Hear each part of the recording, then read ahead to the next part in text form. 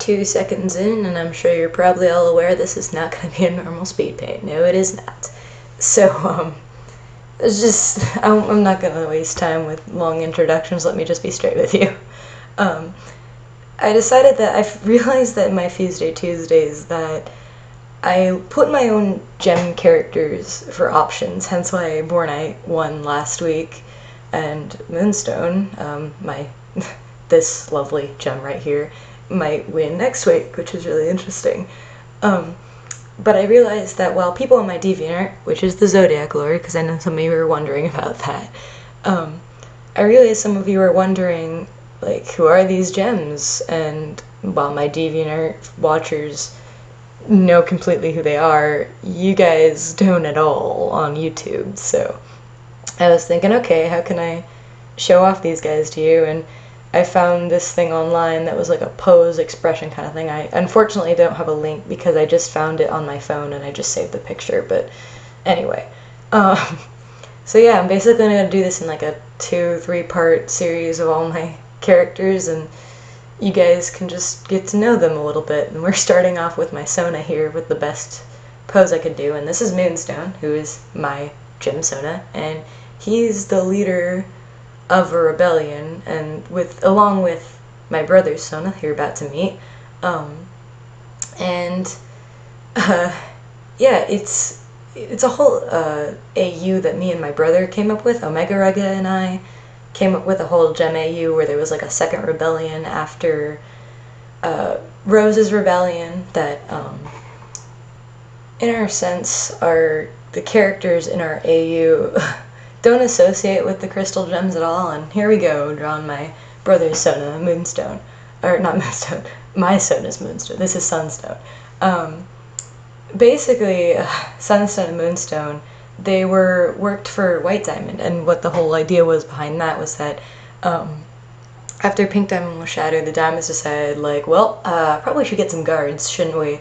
So they created Sunstones and Moonstones to be personal guards, and while Blue Diamonds were really chill and calm and collected, and Yellow Diamonds were super, like, serious and strict and that kind of stuff, White Diamonds were a little bit on the kind of excitable side.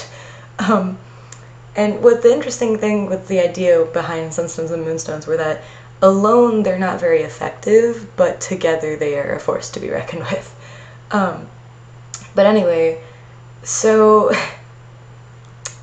Sunstone and Moonstone are, like, technically Moonstone's the leader of the second rebellion of the rebel gems, but Sunstone is like the military kind of leader sort of thing, because he's more of the fighter, Moonstone is more of the quote-unquote diplomat, you know, whatever.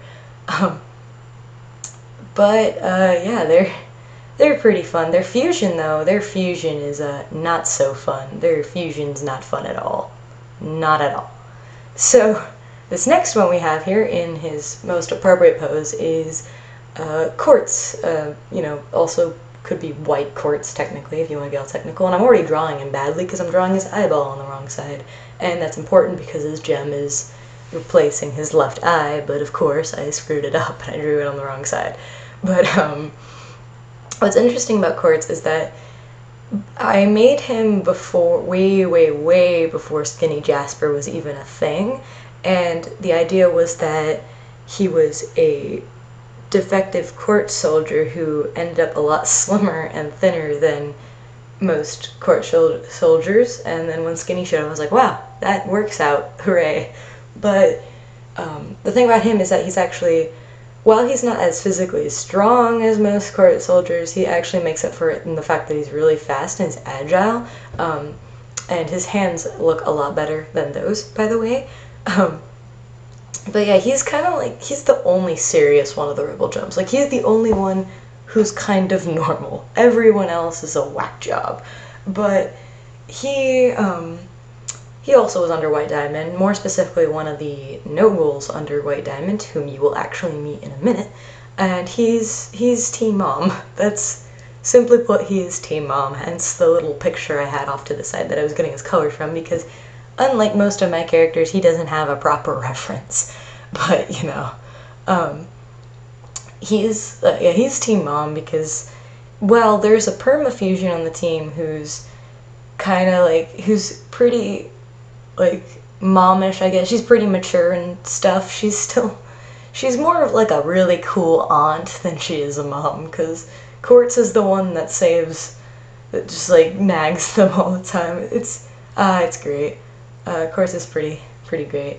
And you're probably wondering by now, what are these magical little symbols all over their shirts of the diamond with the hole in it? Well, that's a fun story. So, since this is a rebellion not associated with the crystal gems, I thought, well, hey, can't really go with the star now, can we? So, oh boy, oh look, we're getting to the third one. This is another one my brother created, and this is Onyx, who is a defective court soldier as well, who became extremely short, and he has absolutely no physical strength, and he's a technician, and he's the Rebel Gem mad scientist in a way. He's adorable. He's such an adorable nerd, but before I continue talking about him, I should finish up with the symbols. So the idea behind the symbols, where it came from, was that basically the lore, quote unquote, was that whilst in a battle, the rebels blew a hole through a diamond mural or something of that sort, and they blew a hole straight through a diamond, and so they all kind of laughed, like, hey, why not make this her rebellious symbol, because, you know, screw diamonds. So, you know, kind of became their symbol, which is, it's not really creative in a lot of ways, but I think it gives me plenty of fun design options. But anyway, more about Onyx. Onyx, he's adorable. He's the weakest physically of the rebels, and although he's smart with like technology and building weapons and things like that, he is very dense. He's adorably dense. He's also like the little cohort with Quartz over there, and a lot of people on DeviantArt you'll find ship them together, either low-key or high-key, which, I mean, I guess it doesn't surprise me, but, you know, they're buddies and stuff, even though Quartz often gets annoyed very much by Onyx, but Onyx doesn't notice because he's very dense. But, yeah, he actually was originally supposed to be in like an edgy, emo warrior kind of character, and I'm so glad me and my brother decided to change him because this works so much more. Speaking about ships, this is Morganite, a character I made because I saw a picture of a Morganite in a heart shape and got very inspired to make a heart-themed gem, and so rose Morganite. Morganite is very similar to Rose Quartz in more ways than I realized while I was designing her. She is a healer whom has a shield, and she's very pink. Need I say more?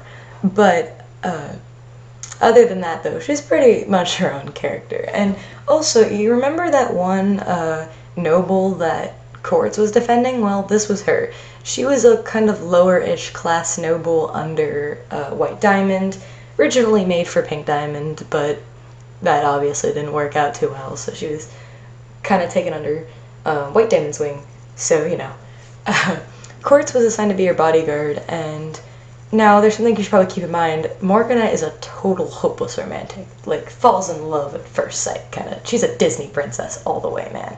But basically, Quartz at one point saved her life during the first gem war, and ever since then she's been like madly in love with him, and that's actually why she joined the rebellion in the first place, because she wanted to go with Quartz on the mission and whatnot. And I also forgot the rest of her bow, as you can see, but and it was funny because she eventually decided, hey, I want to fight in the rebellion, but all I have is a shield, so she had Onyx make her a spear, obviously, similar to Rose Quartz. But, you know, she's a fighter, although more of a I love everyone, I'm a total Disney princess, sing song all day kind of character. But, you know, obviously Quartz does not share the same feelings she does in the slightest, hence that one speed paint I did a while back. It's actually on this channel, so you do kind of know these characters. Yeah. Now goes to possibly one of my favorites of the Rebel Gems, maybe besides just two of my rebels' relationship in general, but this is Topaz, more specifically Blue Topaz, but Topaz is cool. She is my small amethyst-sized blueberry of the team, and Topaz is in the, at least of my headcanon, I guess, were made to be scouts, like pretty expendable kind of, like almost Ruby level expendable, but scout form. And so she had a whole squad and everything, and it's great. She is just a little bundle of energy, and oh, I love her. And this pose ended up working out a lot better than I thought it would, because when I was done, it realized she's like, looks like she's staring shocked at Morganite, which works very well because, surprise, surprise, she has a crush on Morganite, who has a crush on Quartz, who's not interested. Yay for love triangles. Yeah, she really the little blueberry here really loves the Disney princess, who's like twice her size too. It's pretty great. Also, you'll notice that Topaz is one of my only characters who doesn't have segmented hair, and that's because I couldn't figure out a good way to segment her hair, so I ended up saying, well, screw it, she's just gonna have a bunch of poofs and be the only one to break my own rule. So, yeah. So, this is part 1 of my gem characters, and I hope you like all these little rascals, and I don't know, tell me if you like more of these voiceover things. Hopefully in the next one I might add some music in the background, but right now it's late, and I just wanted to make this because I can. So I don't know, this is kind of a fun experiment, so yeah. Hope you guys enjoyed, and see you in the next video. Bye-bye. Zodiac out. I forgot my outro. Yeah.